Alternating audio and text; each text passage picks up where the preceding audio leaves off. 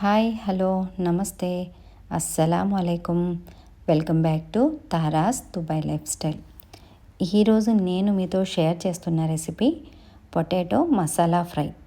దీనిని ప్రిపేర్ చేయడం చాలా ఈజీ, కానీ దీని టేస్ట్ మాత్రం యూనిక్గా ఒక డిఫరెంట్ టేస్ట్తో చాలా అంటే చాలా బాగుంటుంది. ఇది రసంతో అయినా, పప్పుతో అయినా, సాంబార్తో అయినా, ఎలాంటి కర్రీతో అయినా సైడ్ డిష్గా చాలా అంటే చాలా బాగుంటుంది. మీరు కూడా తప్పకుండా ట్రై చేసి దీని టేస్ట్ మీకు ఎలా అనిపించిందో నాకు కామెంట్ చేయండి. ఇంకేమాత్రం ఆలస్యం లేకుండా చాలా టేస్టీగా, చాలా ఈజీగా ప్రిపేర్ చేసుకునే ఈ పొటాటో మసాలా ఫ్రైని ఎలా ప్రిపేర్ చేసుకోవాలో దీని ప్రాసెస్ ఏంటో చూసేద్దాం. ముందుగా స్టవ్ పైన ప్యాన్ని పెట్టుకొని 2 ముక్కలుగా కట్ చేసుకున్న బంగాళదుంపల్ని వేసుకొని, బంగాళదుంప ముక్కలు ఉడకడానికి సరిపడినన్ని నీళ్లను వేసి కొద్దిగా సాల్ట్ వేసుకొని కుక్కర్ మూత పెట్టేసి 2 విజిల్స్ వచ్చేంత వరకు ఉడికించుకోవాలి. 2 విజిల్స్ వేసిన తర్వాత స్టవ్ ఆఫ్ చేసుకొని కుక్కర్లోని ఆవిరంతా పోయేంత వరకు పక్కన పెట్టుకోవాలి. బంగాళదుంప ముక్కలు ఒక 70% ఉడికితే సరిపోతుంది. 2 విజిల్స్ వేసి కుక్కర్లోని ఆవిరంతా పోయిన తర్వాత కుక్కర్ మూత తీసి బంగాళదుంపలు ఉడికిన హాట్ వాటర్ని తీసేసుకొని నార్మల్ రూమ్ టెంపరేచర్ వాటర్ని వేసుకొని బంగాళదుంప ముక్కలపై ఉన్న ఈ పీల్ మొత్తాన్ని నేను చూపిస్తున్న విధంగా క్లీన్గా తీసేసుకోవాలి.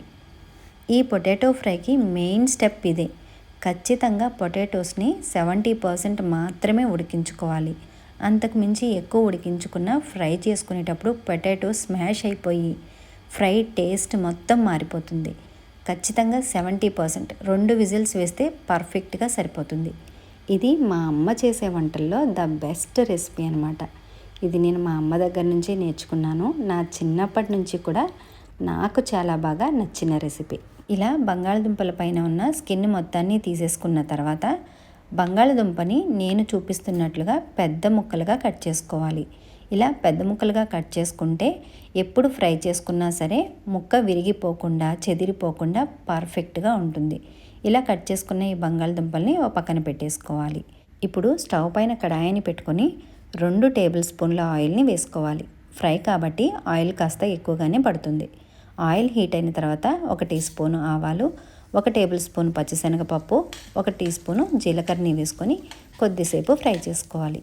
ఇది కాస్త ఫ్రై అయిన తర్వాత కచ్చా పచ్చాగా దంచుకున్న 6 వెల్లుల్లి రెబ్బలు, 2 రెమ్మల కరివేపాకు, 3 ఎండుమిర్చిని ముక్కలుగా కట్ చేసుకుని వేసుకుని కొంతసేపు ఫ్రై చేసుకోవాలి.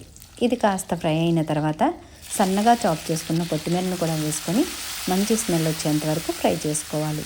ఇది కాస్త ఫ్రై అయిన తర్వాత చిన్నగా కట్ చేసుకున్న ఉల్లిపాయ ముక్కలు, కట్ చేసుకున్న పచ్చిమిర్చిని వేసుకొని ఉల్లిపాయ ముక్కలు మరీ ఎక్కువగా ఫ్రై అవ్వకుండా సాఫ్ట్గా అయ్యేంత వరకు ఒక 2 నిమిషాలు కలుపుతూనే ఫ్రై చేసుకోవాలి.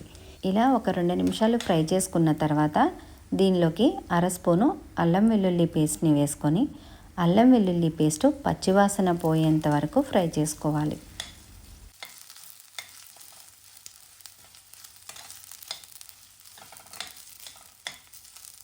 ఇలా 1 నిమిషం పాటు ఫ్రై చేసుకున్న తర్వాత 1/2 టీ స్పూను పసుపు, రుచికి సరిపడేంత సాల్టు, 1 స్పూను కారం, 1/2 teaspoon garam masala, 1 teaspoon ధనియా పౌడర్ని వేసుకొని వీటన్నింటినీ 1 నిమిషం పాటు ఫ్రై చేసుకోవాలి.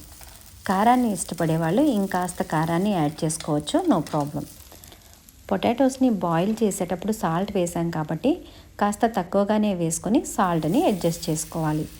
ఇలా 1 నిమిషం పాటు ఫ్రై చేసుకున్న తర్వాత బాయిల్ చేసుకొని కట్ చేసుకున్న పొటాటో పీసెస్ని వేసేసుకొని ఈ పొటాటో పీసెస్కి మసాలా అంతా బాగా పట్టేలాగా నిదానంగా కలుపుతూ 1 నిమిషం పాటు ఫ్రై చేసుకోవాలి. ఇలా బంగాళదుంప ముక్కల్ని కలిపేటప్పుడు బంగాళదుంప ముక్క విరిగిపోకుండా మసాలా మొత్తం ముక్కలకి బాగా పట్టేలాగా కలుపుతూ ఫ్రై చేసుకోవాలి. ఇలా 1 నిమిషం పాటు బాగా ఫ్రై చేసుకున్న తర్వాత మూత పెట్టి 2 నిమిషాలు లో ఫ్లేమ్లో కుక్ చేసుకోవాలి. ఇలా కుక్ చేసుకోవడం వల్ల బంగాళదుంప ముక్కలకి మసాలా బాగా పట్టి ఈ ఫ్రైకి మంచి టేస్ట్ వస్తుంది. 2 నిమిషాల తర్వాత సన్నగా చాప్ చేసిన కొత్తిమీరని వేసుకొని ఫైనల్గా మళ్ళీ ఒకసారి కలుపుకొని వేడివేడిగా సర్వ్ చేసేసుకోవడమే. ఈ ఆలూ మసాలా ఫ్రైని ప్రిపేర్ చేసుకోవడం చాలా ఈజీ కదా.